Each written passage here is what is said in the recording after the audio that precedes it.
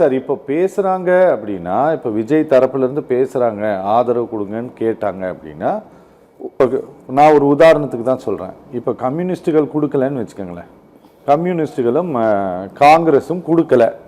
ஒருவேளை காங்கிரஸ் வழி ஒன்று இருக்கு. என்ன வெளியுமே ஒன்று என்ன, அதிமுக இருக்கிற கொஞ்சம் எம்எல்ஏவை கட்சி மாற்றி கொண்டு போயிடுவோம். என்னங்க நாங்கள் எவ்வளோ பெரிய எக்ஸ்பர்ட் அசாமில் ஆரம்பிச்சு இங்கே வந்து பல மாநிலங்களில் எப்படி கட்சி மாற்றி கொண்டு வந்திருக்கோம். ஒரு கட்சியே காணாமல் போக பண்ணியிருக்கிறோம். ஷிண்டே பத்தாதா, ஷிண்டே உதாரணம் போதாதா?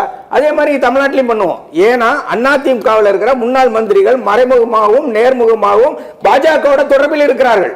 நல்ல ஞாபகம் வச்சுங்க, சில மந்திரிகள் தொடர்புல இருக்கிறாங்க, கூட்டணியில இருக்கிறாங்க சார். அது இப்ப கூட்டணி இல்ல. இப்ப என்டிஏ வந்து நேரா போய் ஆதரிக்க முடியாதுல்ல. இது வேற கூட்டணிய, விஜய் வேற கட்சி, அதனால நேரடியாக ஆதரிக்க முடியாது. அப்ப என்ன டிஃபெக்ஷன் தான், அப்போ வந்து கட்சி மாற்றுவது தான். அப்படி ஒரு வழியை ஏற்பாடு செய்வதற்கும் அவர்கள் தயாராக இருக்கிறார்கள். பணம் என்பது விஜய்க்கோ விஜய் கட்சிக்கோ பெரிய விஷயமே இல்லை. கட்சி மாறுவதும் அதிமுக ஒரு பெரிய விஷயமே இல்லை. அதனால எங்க ஆள் கிடைப்பாங்கன்னா அங்கதான் ஆள் கிடைப்பாங்க. அதனால அதிமுகவுக்கு மிகப்பெரிய ஆபத்து வந்திருக்கிறது என்பதை நான் புரிந்து கொள்கிறேன். Okay okay sir. டாக்டர், ஆட்சி அமைப்பதில் பெரும்பான்மை இல்லாத காரணத்தினால் நான் கேட்கிறேன், ஆட்சி அமைப்பதில் ஏதாவது இழுபறி வருவதற்கான வாய்ப்புகள் இருக்குமா? இருக்கு சார், வாய்ப்பு இருக்கு. ஏன்னா இப்போ இந்த சமயத்தில் சார் சொன்ன மாதிரி இன்னொரு பாயிண்ட் நம்ம யோசிக்க வேண்டியது இருக்கு. அதிமுக உடைப்பதற்கான வேலைகள் நடக்கும். ஏன்னா அதிமுக இருக்கக்கூடிய இதுல என்னன்னா ப்ராஸ்பரிட்டி அதிமுக இருக்குதா இல்லையான்னு ஃபர்ஸ்ட் பாக்குறாங்க அவங்க. இதுல வந்து நம்ம வளமான வாழ்வு வருமா, 2029 திருப்பியும் நாடாளுமன்றத்தில் வளமான வாழ்வு வருமா? இப்ப இருக்கக்கூடிய ட்ரெண்ட் வந்து தாவேகா, அவர்களை பற்றி இளைஞர்கள் இருக்காங்க, பெண்கள் இருக்கிறாங்க. இந்த சமயத்தில் நம்ம ஒரு 10 பேர் சேர்ந்து அப்படி போய் நம்ம ஜாயின் பண்ணிட்டோம்னா இப்பவே ஸ்டாண்டர்ட் ஆகிக்கலாம் அப்படின்னு இருக்கிறாங்க. அப்போ அதிமுகவில் இருக்கக்கூடிய ஒரு 10 பேர் கிளம்பி போய் தாவேகால போய் சேருவதற்கு வாய்ப்பு இருக்கு. அதற்கு தாவேகாவும் வந்து தயாராக இருந்தா கூட இருக்கும். அது ஒரு பாயிண்ட். இதுல இன்னொரு அல்டீரியர் மோட்டிவ், பிஜேபி இதுக்கு உதவி பண்ணாலும் பண்ணும். அதிமுக இருந்து கிளம்பி போய் அங்க போய் சேருங்கன்னு சொல்லிட்டு அப்படி சேரும்போது ஒரு என்னுடைய பர்சனல் ஒப்பீனியன் சொல்றேன், பிஜேபிக்கு ஒரு அட்வான்டேஜ் இருக்கு, ஒரு டெக்னிக்கல் அட்வான்டேஜ். ஒரு கட்சி மொத்தமா காலியா அது கிளியர் பண்றோம் இல்ல சார். விளையாட்டுல 4 பேர் விளையாடுறான், ஒன்னா கிளியர் பண்ணி 2 ஒத்தையா பிடிச்சோம்னா பிடிப்பாங்க. ஏன்னா பிஜேபி வந்து ஜீரோவே இருந்தாலும் பவர்ஃபுல்லுங்க. ஆமா, அவங்க ஜீரோவா இருந்தா கூட பவர்ஃபுல். ஏன்னா லாட் ஆள்றாங்க. ஆமா ஆமா ஆமா, அவங்க வந்து சென்டர்ல இருந்து ஜீரோவா இருந்தா கூட பவர்ஃபுல்லா இருப்பாங்க. அதனால நம்ம என்ன சொல்ல வர்றோம், கேர்ஃபுல்லா இருக்கணும். எதையும் அண்டர் எஸ்டிமேட் பண்ணிட வேண்டாம், டேக் இட் ஃபார் கிராண்டட்னு எதுவுமே எடுக்கக்கூடாது. அதுதான் இந்த தேர்தல் கற்றுக் கொடுத்த பாடம் எல்லா கட்சிகளுக்கும்.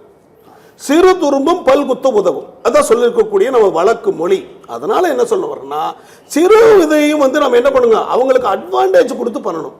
அது ரொம்ப முக்கியம். இப்ப திமுக கூட்டணியில கூட எனக்கு ஒரு வருத்தம் இருக்கு. என்னன்னா, இருக்கக்கூடிய கூட்டணி மெம்பர்களை கொஞ்சம் சந்தோஷமா வச்சுக்கல அவங்க. அது ஒரு மிகப்பெரிய இதா இருக்கு. இடதுசாரிகள் வந்து ஒரு சீட்டு தான் அதிகமாக கேட்டாங்க, ரொம்ப வருத்தத்தோட பண்ணாங்க. இப்ப கூட பாலகிருஷ்ணன் கூட அவர் கூட வருத்தத்தோட ஒரு பேட்டி கூட கொடுத்திருக்காங்க. அப்போ திமுக கூட்டணி தோத்து போனாலும், ஒருவேளை வெல்லவில்லை என்றாலும் கூட்டணியில் இருக்கக்கூடியது மன வருத்தத்தோட சொல்ல மாட்டாங்க. இப்ப மன வருத்தத்தில் இருக்கிறாங்க. அப்போ திமுக கூட்டணியில் இருக்கக்கூடிய அங்கத்தினரை கொஞ்சம் வருத்தத்தோட வச்சிருக்கிறாங்க, சந்தோஷம். என்ன சொல்ல வர்றான் அப்படின்னா, எதையும் டேக் இட் ஃபார் கிராண்டட் கிடையாது. கோலிஷன் அப்படிங்கிற ஒரு கான்செப்ட் இது மேல வருது. இப்ப இதே பாத்தீங்க, இப்ப தாவேகா இருக்காரு, ஒரு 10 பேர் வர்றாங்க, அதுல 2 பேருக்கு நான் ஒரு மினிஸ்டர் கொடுக்குறேன்னு சொல்லுவாங்க. ஏன்னா அவங்க கான்செப்ட் அதுதான்.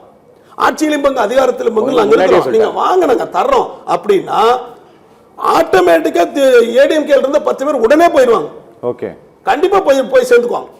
அதனால நம்ம என்ன சொல்ல வர்றோம்னா, அதிமுக இருந்து போய் தாவேகா பிடிச்சி அது வந்து இந்த மாதிரி ஆகிறதுக்கு திமுக இருக்கக்கூடிய நேச கட்சிகளாக இருக்கக்கூடிய இடதுசாரி சிந்தனை உள்ள கட்சிகள் ஒருவேளை வெளியில் இருந்தோ உள்ளிருந்தோ ஒரு ஆதரவு கொடுத்து அவங்களுக்கு அதே சிந்தனையோடு இடதுசாரி சிந்தனையோடு இருக்கக்கூடிய தாவேகாவை சப்போர்ட் பண்றதுல தவறு இல்லைன்னு தான் நான் சொல்ல வரேன். அது அவரு சொல்லணும் டாக்டர். இப்ப பிரச்சனை என்னன்னா, நாம போய் சப்போர்ட் பண்றது இல்ல.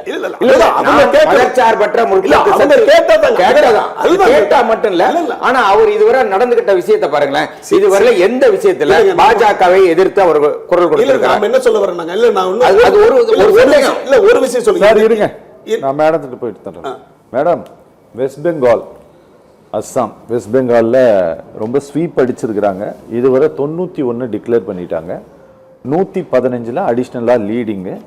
மொத்தம் 206 இடங்கள்ல வெஸ்ட் பெங்கால். இது எதிர்பார்க்கப்பட்ட வெற்றி தானா? கண்டிப்பா.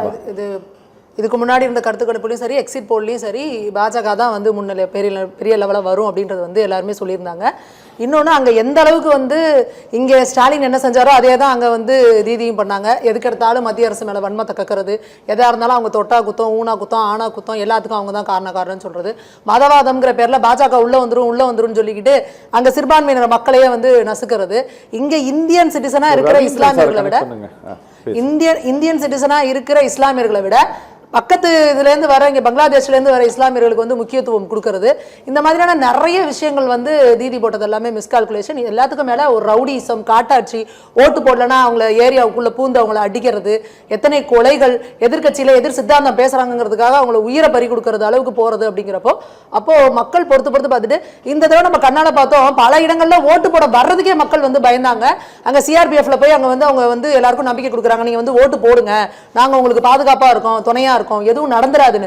அவ்வளவு பலத்த பாதுகாப்பு போட்டு கூட ஒரு சில இடத்துல வந்து கையெறி குண்டுகள் வீசினதை பார்த்தோம். கன்னோட வந்து பூத்தை கேப்சர் பண்றதுக்கு வரதை நம்ம பார்த்தோம். அது இல்லாம ஒரு பூத்துல வந்து ஒரு டேப்பை போட்டு ஒட்டி வச்சிருந்ததெல்லாம் நம்ம வந்து பார்த்தோம். அப்போ அங்க இருக்கிற அரசு அதிகாரிகளுமே கூட அவங்களுக்கு எப்படி மம்தா அவர்களுக்கு உடன்பாடலைன்னா அதை செய்ய முடியாது. அந்த தாமரை சின்னத்துக்கு நேரம் டேப் ஓட்டுறதெல்லாம் வந்து நடக்காத விஷயம். ஸோ அப்போ இந்த மாதிரிலாம் பண்ணும்பொழுது அப்போ மக்கள் வந்து இருக்காங்கல்ல, இங்கே ஒரு அடிப்படை உரிமை அப்படிங்கிறது வந்து ஓட்டு போடுறது. அப்போ அந்த ஓட்டு போடுறதுக்கே வரவிடாத அளவுக்கு அவங்கள மிரட்டி வச்சிருக்காங்க அப்படின்னா அப்போ அந்த மக்கள் ஒரு லெவலுக்கு மேலே வெகுண்டு எழும்பொழுது அப்போ இந்த மாதிரியான விஷயங்கள் தான் நடக்கும். அப்போ இது வந்து பாரத தேசத்துக்கே வந்து ஒரு மிகப்பெரிய ஒரு அச்சுறுத்தலாக வந்து அவங்க மம்தா வந்து அந்த பார்டரில் இருக்கிறதுனால வளர்ந்துக்கிட்டு பக்கத்துலேருந்து பங்களாதேஷ்லேருந்து வரவங்களாகட்டும், அந்த ரோஹிங்கியா முஸ்லிம்ஸ் ஆகட்டும், அவங்கள எல்லாத்தையும் உள்ளே விட்டுக்கிட்டு அவங்களுக்கு வந்து நான் வந்து அடையாள அட்டை கொடுப்பேன்னு சொல்கிறது, அவங்களுக்கு நான் வாக்களிப்பேன்னு சொல்கிறது, இதெல்லாமே மிகப்பெரிய பாரத தேசத்துக்கே அச்சுறுத்தலானது. இந்தியாவோட டெமோகிராஃபிலேயே ஒரு பெரிய சேஞ்சை இது பண்ணிடுவாங்கன்றதுனால தான் இன்னைக்கு அந்த மக்கள் எல்லாரும் ஒன்று கூடி அந்த ஒரு முடிவை வந்து தீர்ப்பை வந்து கொடுத்துருக்குறாங்க. இது வந்து தேசத்துக்கு ரொம்ப அவசியமானது.